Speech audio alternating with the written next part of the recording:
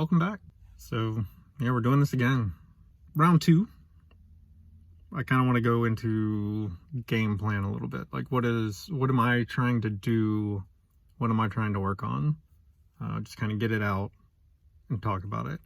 So there's some applications I want to work on and some stuff I want to build that I want to be able to run on multiple platforms. I was originally just focusing on Mac and iOS, and like kind of working on learning Swift and stuff like that. And I love working with Swift.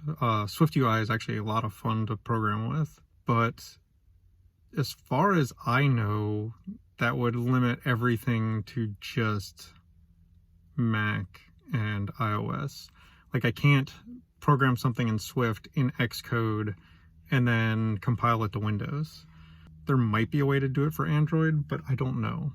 And I know I can't do web apps with it, though I can do backend with it because there's server-side Swift, so I could do like the actual API programming or whatever with it. So what I'm leaning towards at this point is switching over to something like JavaScript and React, because while it's not perfect, there's a lot of good stuff out there that uses React, especially React Native and Electron for the desktop stuff. Discord is probably my favorite example of it, because Discord is a fantastic app and relies on Electron for desktop.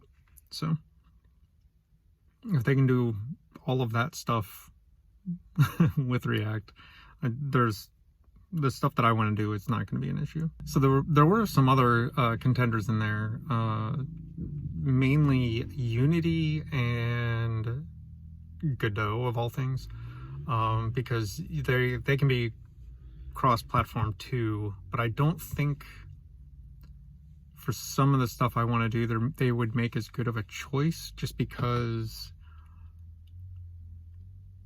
they'd make the user interface really easy. But I don't know how they would handle text, like large blocks of text. Like I mean,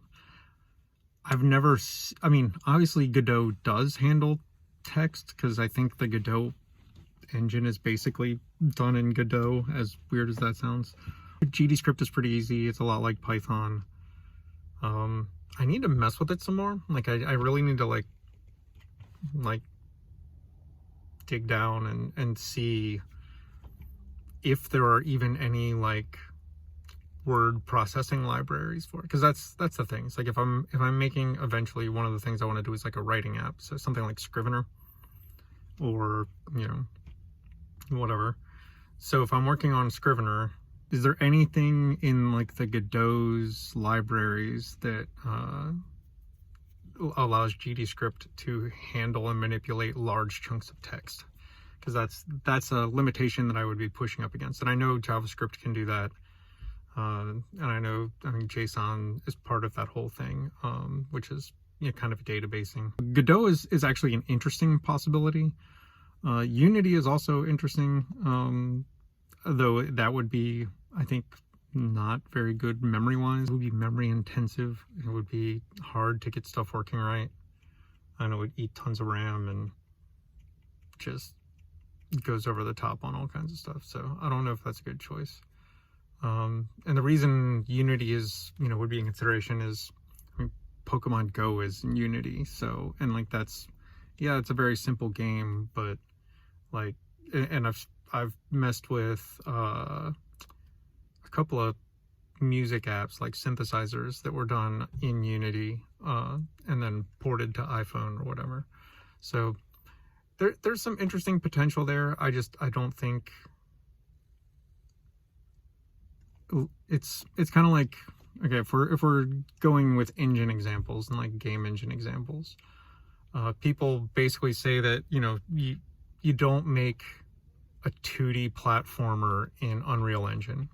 It can make a 2D platformer. Like it's fully capable of producing a 2D platformer. But the engine's not designed to be a 2D platformer. It's designed for 3D first-person games. So Godot is kind of the opposite. Like Godot is really weak when it comes to 3D games at the moment. Like, it's not optimized terribly well for 3D. It's getting there, but it might actually end up being a good thing to use. Again, the text is the thing, but I know JavaScript can do it. I know React has the ability to do the stuff that I want to do, like Node and React Native and Electron. Like, with that bundle of stuff, I can do whatever I want with JavaScript. So that's kind of where I'm sitting at. Like, I'm not ruling anything out, and I will, kind of reapproach these things periodically, especially since I know that I want to potentially use Godot to make games later, even though I know I can use JavaScript and stuff. I think it's Phaser. There's game libraries for JavaScript. So yeah, I'm not ruling anything out, and I'll keep revisiting them. And I'll probably try and do an experimental thing with Godot at some point and try to like make notepad.exe in Godot, because like I think that would just be an interesting thing to experiment with, like make a basic word processor and I don't know, see where it goes. So that may be a project we work on. Yeah, so from here I'm going to start by brushing up on JavaScript, because I've learned it before. It's just been a while since I've used it, so it's going to be like the getting back on the bicycle and riding around a little bit. So it'll be basically kind of powering through a JavaScript course that I have access to that I bought a long time ago, because, and this is something I want to talk about at some point, procrastination through education, which I tongue-twistingly refer to as educrastination. That's a fun one to say. So anyway, so yeah, brush up on the JavaScript and then start learning new stuff.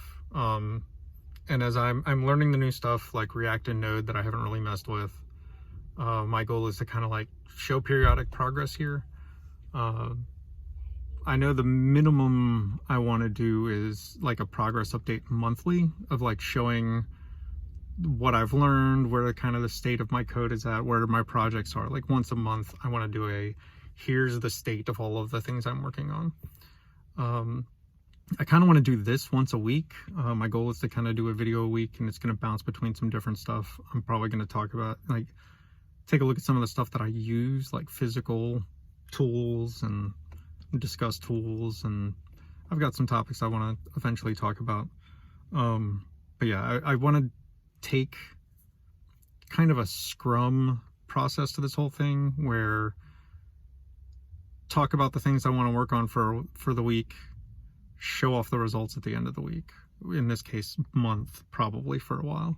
Since I have such limited time to work, like they're not going to be huge updates, so it's probably better to do those monthly. So the start of the month, be like, here's my goals for the month.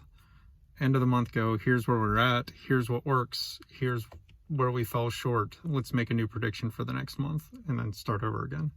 So I'm probably going to do the mornings are called stand-ups in Scrum, so I don't remember, just whatever. I'm going to debrief myself at the end. I know a military term for it, I don't know a Scrum term for it, because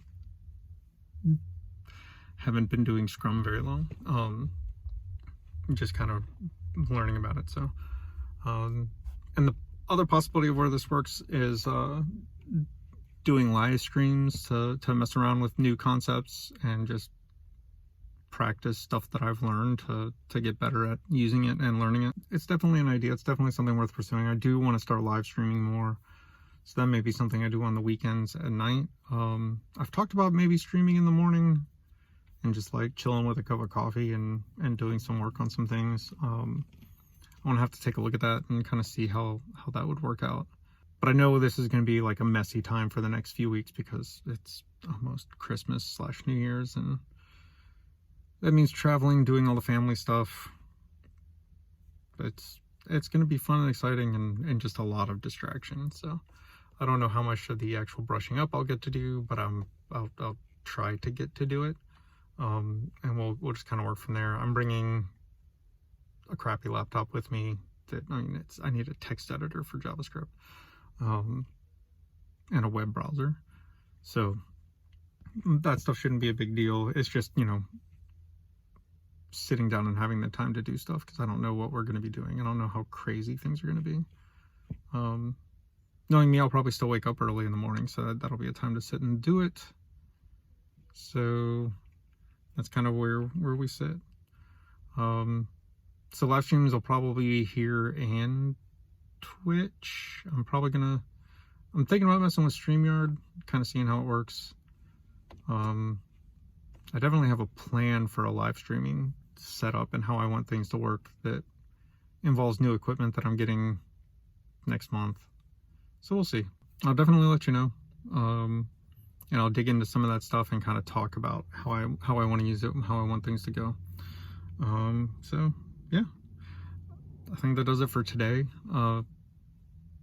Thank you for taking the time to listen. The whole likey subscribe thing, let me know what you're working on too. If there's something that you really want to work on that you've been procrastinating on, or